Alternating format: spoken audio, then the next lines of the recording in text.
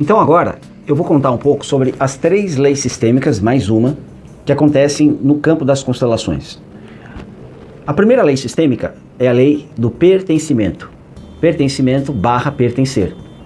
A segunda lei é a lei da ordem e da hierarquia.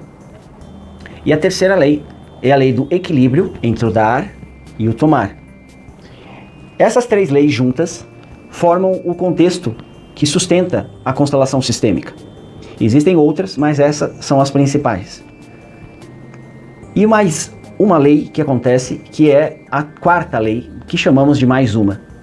Essa é a lei do tempo. Então, a primeira lei, que é a lei do pertencimento, diz o seguinte: todo ser humano que nasce dentro de um clã tem o direito sagrado de pertencer àquele clã familiar. Significa que toda pessoa que nasce, ela pertence e ninguém de dentro, mesmo de fora, ou até ela mesma, pode sair desse direito de pertencer a este lugar. A segunda lei, a ordem e a hierarquia, é uma lei importante porque ela traz uma estrutura, um equilíbrio de forças do que vem do mais alto para o mais baixo. Então quem é o mais antigo, geralmente é pai e mãe. Logo abaixo vem os filhos e os irmãos numa sequência. Então pai e mãe são grandes, filho 1, filho 2, filho 3, filho 4 e assim vai. Essa ordem não pode ser quebrada. Por exemplo, os pais são grandes e os filhos são pequenos. Acontece alguma coisa entre os pais e o filho sai e fica acima ou no meio dos pais. Quando isso ocorre, este filho vai ter sérios problemas para resolver na vida. Tudo para ele vai ser mais difícil, tudo mais complicado. A terceira lei é a lei do equilíbrio. Ela fala que existe uma lei, duas consciências que imperam, que é uma consciência leve, sutil, que é uma consciência quase inocente, quase de criança. Existe uma outra consciência, que é uma consciência pesada, densa, que causa culpa, pressão e um certo desconforto. Quando nós sentimos isto, esta consciência leve, ela está associada ao movimento do dar, e esta consciência pesada, ela está associada ao movimento do receber. Então, quando nós damos alguma coisa a alguém, nós ficamos leve e o outro que pega aquilo fica pesado. Então, nessa lei, entre trocas de equilíbrio e parceria, aquele que dá mais sobrecarrega o que dá menos. Então, isso numa relação de casal funciona mais ou menos assim. Ela faz uma coisa, ele faz outra. Ela faz uma coisa, ele faz outra, e assim vai os dois, o casal vai crescendo. Isso é uma relação tecnicamente saudável. Uma relação não saudável é um dos dois apenas dá,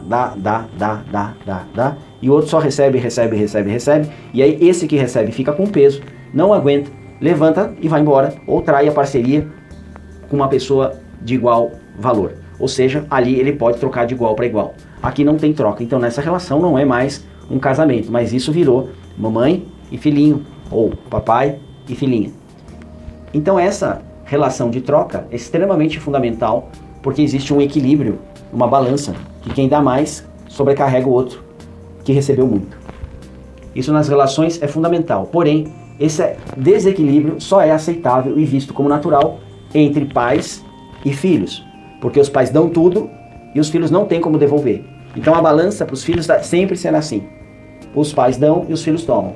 De tanto ganhar, eles pegam isso e viram para a vida e seguem para fazer mais filhos, fazer família, e ali continua a história de dar para os filhos e assim vai. A 4ª lei, que seria a lei mais uma, é a lei do tempo. Essa lei do tempo, ela representa os três momentos: passado, presente e futuro. O ser humano geralmente ele está no presente, mas muitas vezes ele está olhando para o passado, ou geralmente ele está no presente e só olha para o futuro, ou ele já está no futuro e não olha nem para o presente nem para o passado, ou ele só vive no passado e não olha nem para o presente nem para o futuro.